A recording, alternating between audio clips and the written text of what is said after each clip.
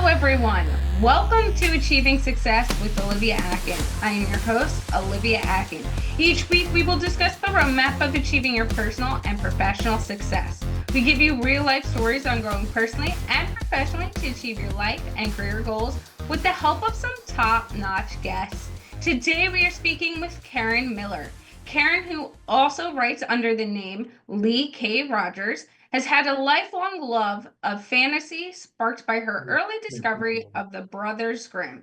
Over the years, she's explored everything from the Chronicles of Narnia and the Lord of the Rings to modern urban fantasy and romance, giving her a deep understanding of what captivates readers in these genres. In addition to her background as an accomplished nonfiction, memoir, and biography author under the name Karen Hodges Miller, she brings a wealth of writing experience, insights into crafting her compelling narratives. Now she is embracing her passion for paranormal romance with the launch of The Hunter's Moon, the first book in her Unleashed series. With two more books already slated for release in 2025, Karen is quickly establishing herself as a rising voice in the urban fantasy romance world, blending rich storytelling with magical elements and a touch of spice. Today, we'll explore her creative journey, her approach to building fantastical worlds, and what readers can look forward to next. You can find Karen by going to her website, leekrogers.com. Hello, Karen. It's fantastic having you on the show today. Hi, how are you? I'm good. Let's dive right in. To start off the show, can you tell me what success means and looks like to Karen Miller? You told me we are going to ask this, and I've been racking my brains. It's something that evolves. I guess that's the best thing to say.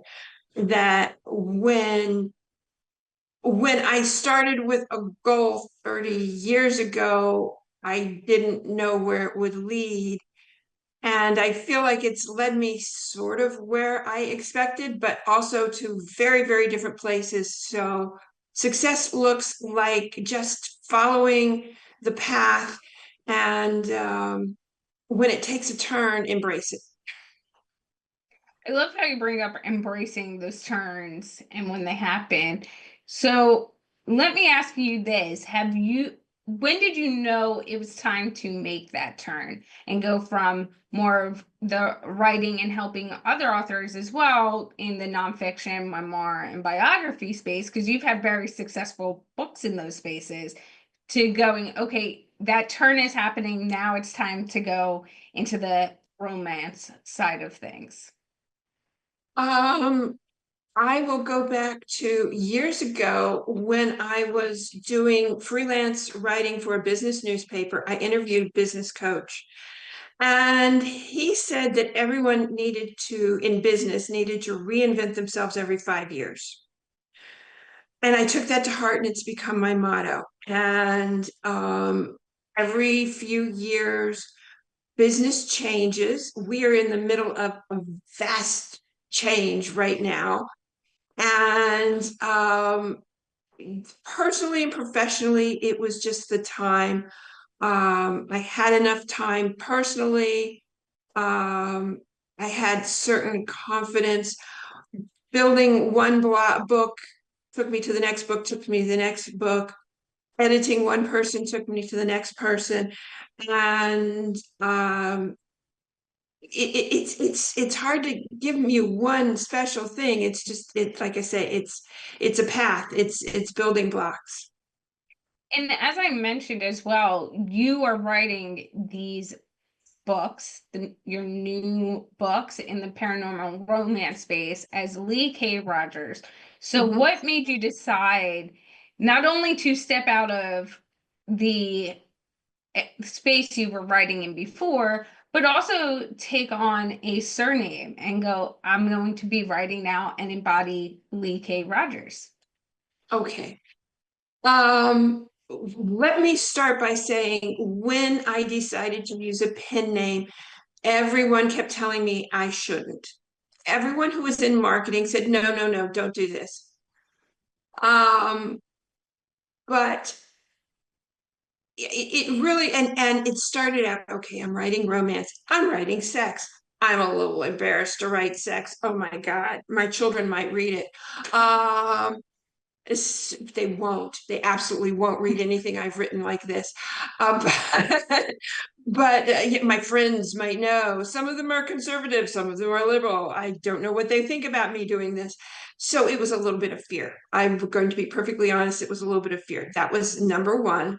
Number two, Lee is my middle name. Rogers is my mother's maiden name. And I thought from the time I was a child and was deciding that I was going to have a writing career, I thought Lee Rogers was going to be a great pen name. I thought it was a really cool name and I wanted to use it. Um, then as I started doing it and I started quietly telling people it's a romance book, and nobody fainted. I got a little more confidence and I started telling more people, but still I realized it was a branding issue. I had just written Hibiscus Strong with under the name Karen Hodges Miller. It's a memoir slash family biography all about my own family. It's very P rated, G rated, not P. It's maybe PG. It's very, very okay for everyone to read. And I've had some good luck with it and I'm having good success with it. And I didn't think that my readers of my Miami history slash memoir and paranormal romance, I didn't see that there was necessarily a lot of crossover there. And so I decided that for branding purposes, I needed to be somebody else. And I was still getting pushback from all the marketing people, you included, Olivia. I'd say, no, no, no, don't do this. But I went to something called Lust in the Low Country. It was a wonderful romance convention at the end of March. And about 40 authors, and I'm going to say at least half of them were using a name that was not on their social security cards. My favorite was Mo Flames. Mo as in Maureen. Mo Flame. What? Oh, this was good. Mo Flame. It's even better. That's what I'd have done. But in this particular genre, a lot of people use a fictional name, and sometimes it's because of another career and branding. I know one person in one life she writes male romance, and in another life she writes Christian fiction for children. Yeah, we're not going to do those under the same name. So so sometimes it's branding. Sometimes I knew someone else who had a job in HR and did not want to have their HR clients where they were talking about sexual harassment and making sure you didn't do it. And by the way, I'm a romance writer. It just doesn't always work. So it's just a part of my career where having a different identity works for me. And there's a few things that get highlighted in what you were saying too, is like the importance of understanding the brand and how you want it to align, right? Because when we talked about it at first, I was like, why in the world would you do this? You've built such a name, you've built out this brand, and you have authority in the writing space already. And when you sat back and you explained it to me, I was like, okay, no, I understand your positioning on it, and there's ways to have the conversation. And I think that's always a big piece of it because, like you said, there's a lot of people who use pen names, and it's just like, how do you bring that into the conversation? Because sometimes it's like, okay, wait, Karen Miller or Lee K. Rogers, how do we go about this and understand different aspects? But also, it demonstrates that sometimes even when other people are telling you no, it's really important to just lean into your comfortability and what you see working, because at the end of the day, people could give you advice one way or the other. It's up to you to decide whether you want to follow it or not. And if you are comfortable with saying, with whatever way this works out, I'm okay with the decision I made. I am that for better or worse. I'll use a little pun since I have a lot of my books feature werewolves. I am kind of the lone wolf. I've always done my own thing. I've never listened to a lot of other people. I learned that from my mother, but it was always a problem because she wanted me to listen to no other people, maybe her. I'm sure we've all had that. I'm sure I do that to my children. But yeah, I've always been comfortable going my own way. And yeah, it's just who I am, for better or worse. And sometimes it is for worse.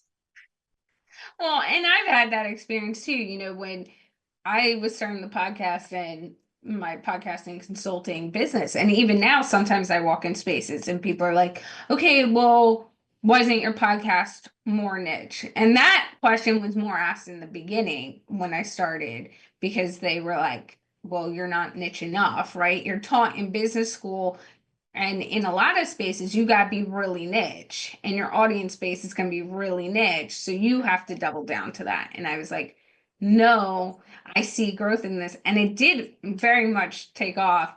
And was a space where I was like, no, I made the right call for me, for my Hmm. business. I work with the Hmm. right people in those spaces and people I enjoy working with and allow me to have different conversations all the time.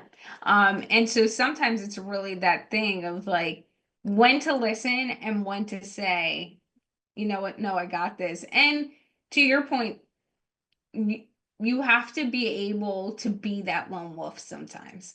I think people, Yes. you have to get comfortable with the lone wolf mentality, because in different points in your life, you're going to be the lone wolf. And if you're not comfortable with it, that's when so many other things could come out. And so for Hmm. you, what has it been like when you're in your writing time or different aspects of your life when you embrace more of the lone wolf versus being in a pack?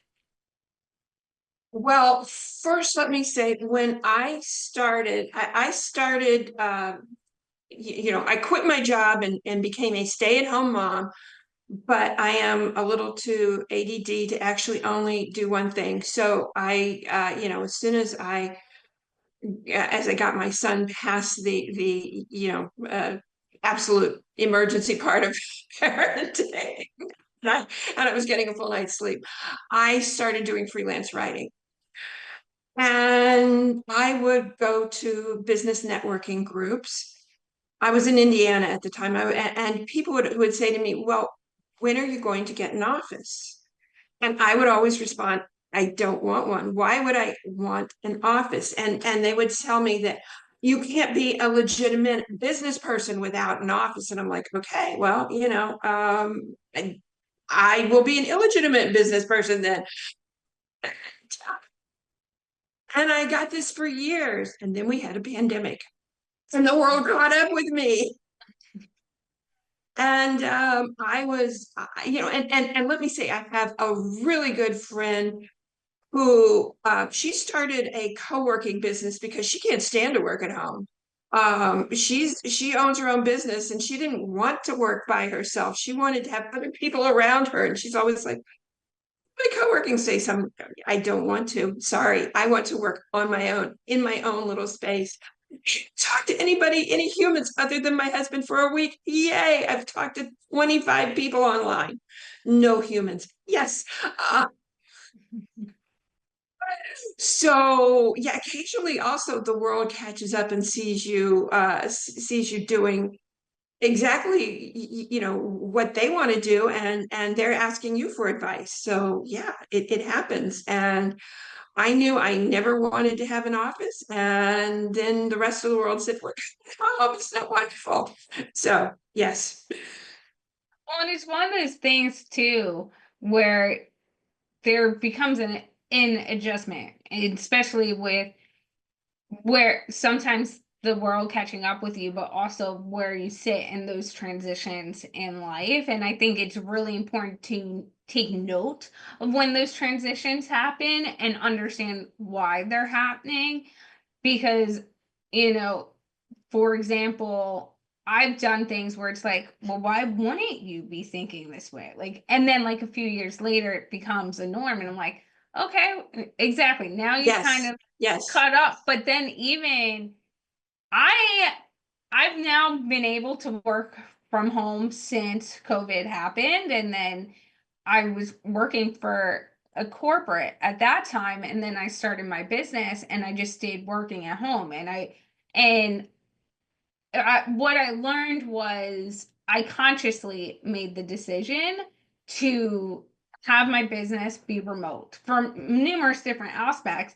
But I've gotten comfortable with being like, okay, I could be really effective, I could be really efficient, work from home, which will also allow me that if I travel or need to show up in a different way in a different environment, I could keep things normal and everyday business. But also, like going to the co-working space for a second, I like to talk. Okay. I'm a people person. If I go to a co-working space, I just have this deep feeling that I'd make friends with someone. And then the whole, like, if I'm there for 4 hours, 2.5 hours, I'm going to be there talking and getting to know them. And, all these things happening, which is good for business environments. But when you're like me and you, who it's like sit down, get the work done, be able to do XYZ, it's not that great. Co-working spaces are not the place. Because I even remember like what I always find the power of connection in general. And so when I would be working in person prior to COVID, my bosses would laugh. They're like, okay, throughout the day, we know Olivia's going to spend like 2.5, 3 hours. Like, if someone comes up and asks a question, she's going to sit down and explain it and then make sure they understand it and then just talk about different things in life. Um, and That's it's like, called work for me. That's what I do.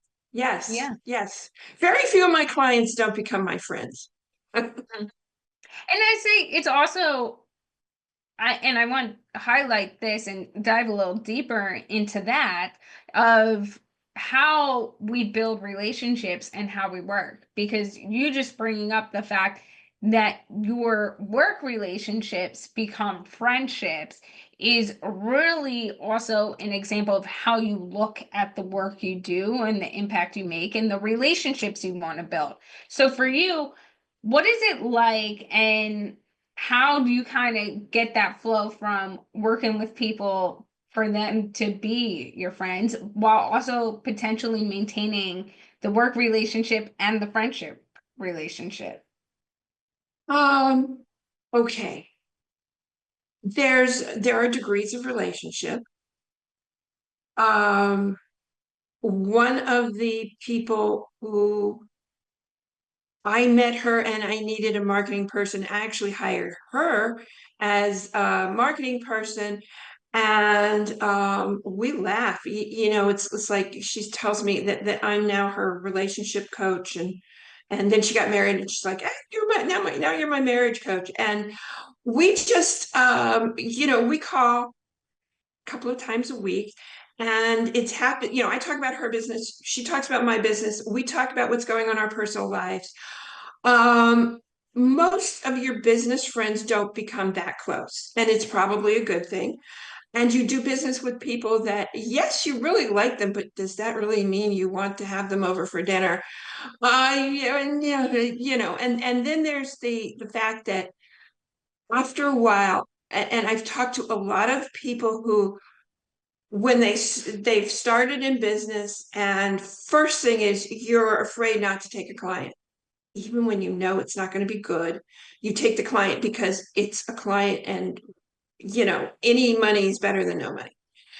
So as it goes along, you get more of a sense of when a client is not going to be a good fit, and you're more likely to say at the beginning, no, I think you need to find someone else. And one of the people I work with, a graphic artist, called me a week or two ago. And he had a client he just started working with, and he was having problems. And he had asked to read more of the book. Usually, like for a book cover, artists want, a few paragraphs and to get a concept. And it hadn't worked out. So he read a little more of the book, and then he decided that the author needed a lot more help. And so he was calling me to see if maybe I would take this author on as an editing client. And by the time we had a half-hour conversation, he decided that no, he wasn't going to send the man to me. And he was also going to fire the client himself, because it was like, yeah, it just isn't working. There are not too many times that happens, but the more you're in business, the more you get a sense of, fairly early on, hopefully before you've signed a contract, yes, this is going to work out, or no, I really need to just not take this particular client. Mhm. And then That being some, said, too, I want to dive more into the books you're writing now and where it's fun. you are today. So I'm curious, when you first started working and building, and I want to use the word building the world of the Hunter's Moon and the Unleashed series, did you find elements of your real life experiences or places you've lived, like that town on the Kentucky Indiana border, naturally made their way into your story? And how do you balance weaving in these real world inspirations with creating a completely new magical universe for readers? Okay. And that's fun. Well, first, let me say, I literally woke up one morning and I had dreamed The Hunter's Moon. I dreamed the whole book, and I sort of, it just stayed in my head for a few years. At one point, we lived in Evansville, Indiana, which is right on the Kentucky Indiana border. And the town on the other side is Henderson, Kentucky. It's a little smaller. Um, and so Rivalou is actually Evansville, Indiana. And Rivalou, by the way, is sort of a French bastardization of Wolf River. Um, but I did decide that, people, when it comes to mysteries and particularly paranormal, people like a Southern vibe. So I just reversed the towns. And sometimes as I'm writing, I'm like, north, going north. No, wait, and I have to reverse them in my mind. But yes, I lived there in the 80s and 90s. And I really was only one back there one time since. So it is Evansville, Indiana, moved across the river to Henderson, Kentucky, and it's stuck in about 1995. And so it's really fun. But some of the places, because I keep talking about the Indian Mounds State Park, and there is an Angel Mounds Park, which is Indian Mounds, and different the courthouse, and some legends that I'd heard about the courthouse and things like that I have stolen, borrowed. And but one of the reasons I like writing paranormal, and let me say, I have an author that I work with as an editor, and he writes historic and biography. The research he does is fabulous. His last book had 700 footnotes. I don't have that kind of patience. 700 footnotes? No, that's not me. I do research. In book 3, The Wolf Revealed, the main character gets called in, he gets arrested. And I did a little research because I wanted it to sound like I actually, I didn't want the sheriff to really make some terrible faux pas. So I went out and researched what people, what are certain what are certain laws in Indiana and Kentucky, and made sure that but at the end of the day, it's like, but they're werewolves. So, yeah, they're trying to follow US laws, but they're werewolves, they're witches. So part of the research is I get to kind of make it up as I go along, and I like that. So there's a lot of fact, and I have decided, I'm giving clues away. Um, in the first book, you learn that there is a secret dark website called PackNet where paranormals can communicate. Well, in book three, it's going to be breached, and the whole world is going to learn about the paranormal creatures. And so I was watching, and I know, yeah, my internet, my computer experience is, yeah, how to get into Gmail and attach a document. Yay, I could do that. So now I've got a person who's a werewolf and another, his assistant, who's a witch, and they've created this incredibly elaborate dark website, and I know nothing. So yeah, that's required research to go out and try to make it sound like I sort of kind of know what I'm talking about. Um, Well, oh, and I decided I had to have some elves. So elves are coming to Revelou in book three. love it. And I love how you're integrating, as you said, facts with also understanding the space the book is sitting in and that magical side of things. Like, how do you also integrate the real human emotions that you've experienced, about, and struggles in a way that feel both safe and powerful into these magical creatures? And when you think about Hunter's Moon and the Unleashed series as a whole, what deeper truths about human nature or personal transformation are you hoping readers can also get out of it? That is true for any author, no matter what genre they're writing in, including nonfiction. You have to relate to the reader. And I think in some ways, that is a little easier because I've been doing that all my life. Um, okay. So the hero is a werewolf and he's been accused of murder. And no, I've never been a werewolf and I've never been accused of murder. Thank God for both of those. Although being a werewolf could be fun. Um, but I've fallen in love, I've had problems, I've had family problems, so we call them a pack, but it's really a family. It's like um problems relating to your friends, to your significant others, to your family. Those are things that we all have, and so I think that's, at least for me, it's actually easier. That's the easy part. Then making sure that they growl and show their claws at the right time. Sometimes I'm so caught up in the other story, I'm like, oh wait, but they're also werewolves, and we got to have a little of that fun in there too. So, you bringing that up as well, how do you make sure you're not getting, and I'm trying to think of this correctly, like getting too far off the beaten path, right? When you're in your space, your creative juices are going, you're writing, you're bringing these emotions, these transitions to life, and then making sure that it doesn't go too much to the human side and obviously aligns and stays with that paranormal activity. Okay, well, that takes me back to, we have this other life where I edit and coach people to write books, and I always tell people to outline, outline, outline.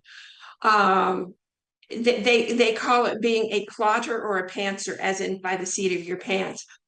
I have been a plotter all my written life, and I have an entire program where I teach people how to outline their book. And my first book I dreamed, so that was easy because I didn't really need an outline. It was like I just knew it. It just sort of happened. The second one I did a little more, but it flowed from the first. And in book three, I kind of didn't exactly know where I wanted to be. And I sat down and I wrote this incredibly detailed outline. Probably spent a week making the perfect outline. And I wrote the first 4 chapters and I went, this is terrible. This is awful. I've written 4 chapters and nothing has happened. Absolutely nothing has happened. And I threw that outline away, or that part of the outline. And I started again in another place. And I got a little farther on. I got about 3 chapters in, and at least 2 of them were good. But I realized the main character's love interest, they weren't compatible. I picked a person from an earlier book, and I really wanted her to get together with this other guy. I thought it would be great. And we got this nice, sultry, brooding werewolf and this comic relief ditzy blonde, and they just didn't work together. There was it was like by the time I got them through their first dinner, I was divorcing them, and I had to create a totally new character. That said, I will tell you to start your writing with an outline and then be ready to throw it away at any moment, or add to it. And one of the things, I've started with this. I always knew that at some point in these stories that the paranormal world would become known to the non-paranormal world. And I didn't really know exactly how, but it became gradually more clear in my mind. And I've written 2 or 3 chapters, not necessarily in order, but throughout the book, about starting in book 3, starting this plot. And then I'm watching a TV show last night called Zero Day. And it's all about this huge cyber breach that totally stops the United States. And, it's your classic political mystery. And I'm like, whoa, that's a really good idea. And I'm watching and I'm Googling, is 0 hour breach a real thing? And he said, yes, it is. And so now I'm researching that, and how is it that my technologically savvy elf is going and she's really hot, by the way. It sounds like when you say elf, you think it's like, Elf on the Shelf, but these are fae, as in Irish fairies. And yeah, she's going to discover this magical 0 hour breach. And again, I have absolutely no idea. So I've got to stop and do some research to make that work. So yes.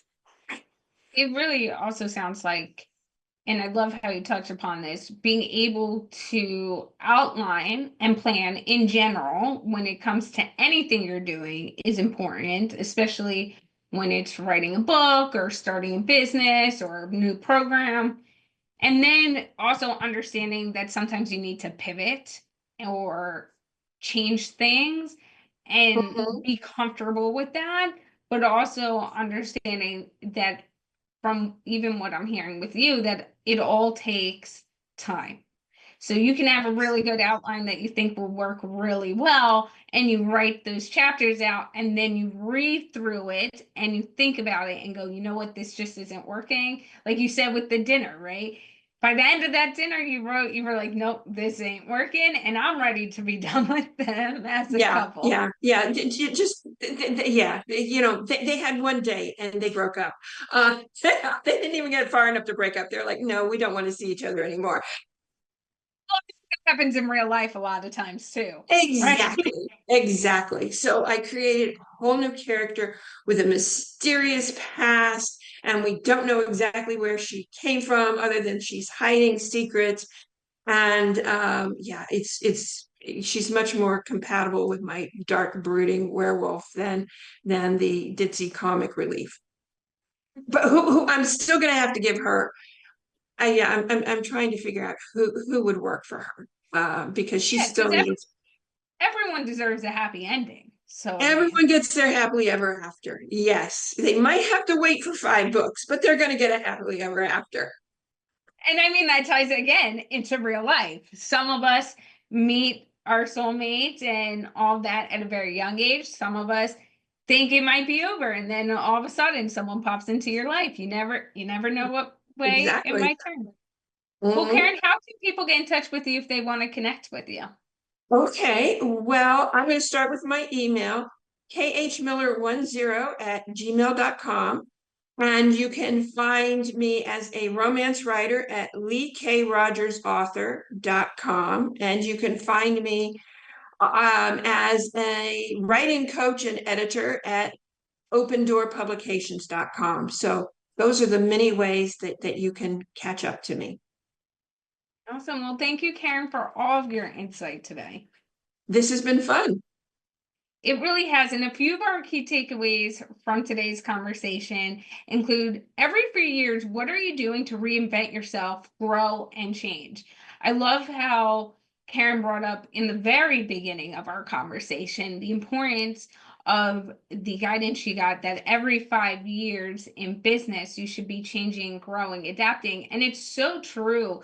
If you ever get to that top of the mountain and say, okay, I'm done, I don't need to change, then pretty soon you're going to find yourself Life in will have the long passed you term at the by. bottom of the mountain because life is changing, as well as embrace your lone wolf. I love how Karen brings up the idea of, are you someone who goes in the pack and goes along with the flow, or are you that lone wolf? And really demonstrates how sometimes it's better to be the lone wolf.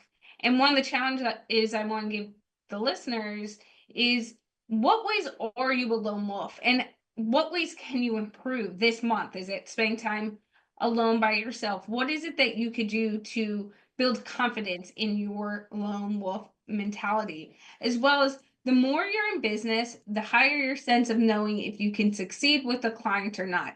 I love how Karen brings this up because it's so true. And now, being a few years into my business, when people like brought this up to me, few months into me starting my business, I was like, yeah, no, that's not happening. Reflecting back on it, I was like, yeah, it was. And really, once you get to a point where you have that sense of like, not only do I know what I'm doing, but I really have built what I want to build, that confidence comes up, that ability of knowing where conversations lead. I recently even had a call where I was like, 3 minutes in, the way they were asking me about pricing and can we do this deal and this, I'm like, we're not in line. This isn't going to work. And so, really, I like how that got brought up, but also take a moment to evaluate yourself and check in with yourself. Is like, how are my senses adapting? What am I picking up, and how can I lean into that? As well as, in every book you write, you have